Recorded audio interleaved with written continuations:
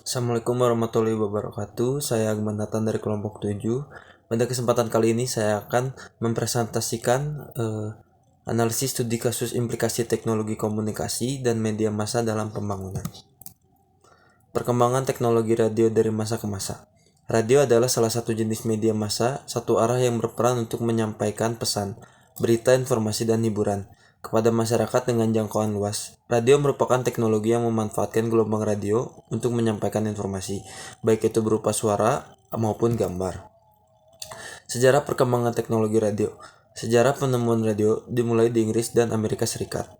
Donald McNichol yang menyatakan bahwa terkalahkannya ruang angkasa oleh radio dimulai tahun 1822 oleh Dane, yaitu dengan ditemukannya suatu pesan dalam jarak pendek dengan menggunakan alat sederhana berupa kawat beraliran listrik.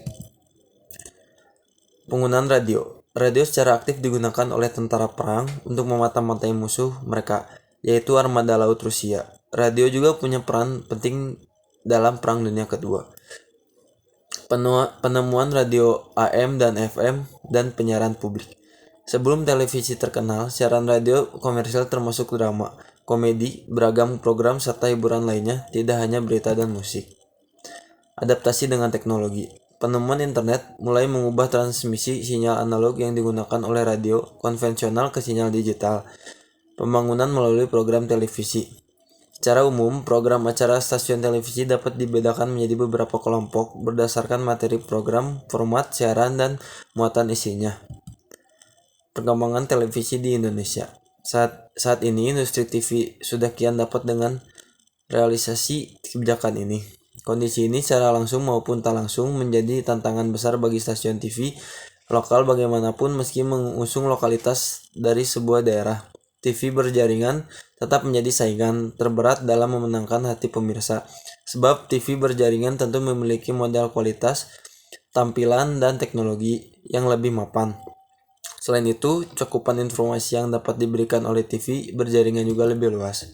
Pembangunan melalui komunikasi dunia maya. Perkembangan ilmu pengetahuan dan teknologi saat ini sangat pesat. Semua dibuat guna mematuhi kebutuhan manusia.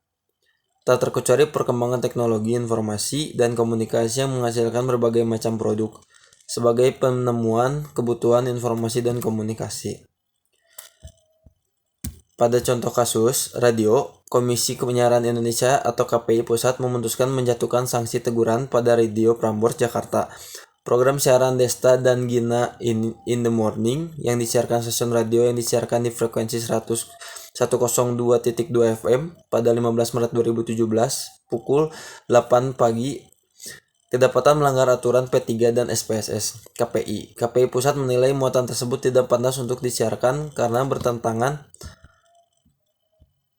dengan norma yang berlaku di masyarakat dan dapat ditiru oleh khalayak yang mendengarkannya. Lalu pada televisi, Trans TV mendapat teguran kedua oleh KPI untuk program bioskop spesial. Setelah sebelumnya Trans TV mendapatkan teguran KPI berkait program acara kopi viral yang menanyakan mantan narapidana kasus pencabulan remaja. Kali ini Trans TV kembali mendapatkan teguran terkait program acara yang lainnya yakni bioskop spesial. Surat teguran yang diberikan Komisi Penyiaran Indonesia KPI merupakan teguran kedua kalinya yang telah diberikan oleh Trans TV.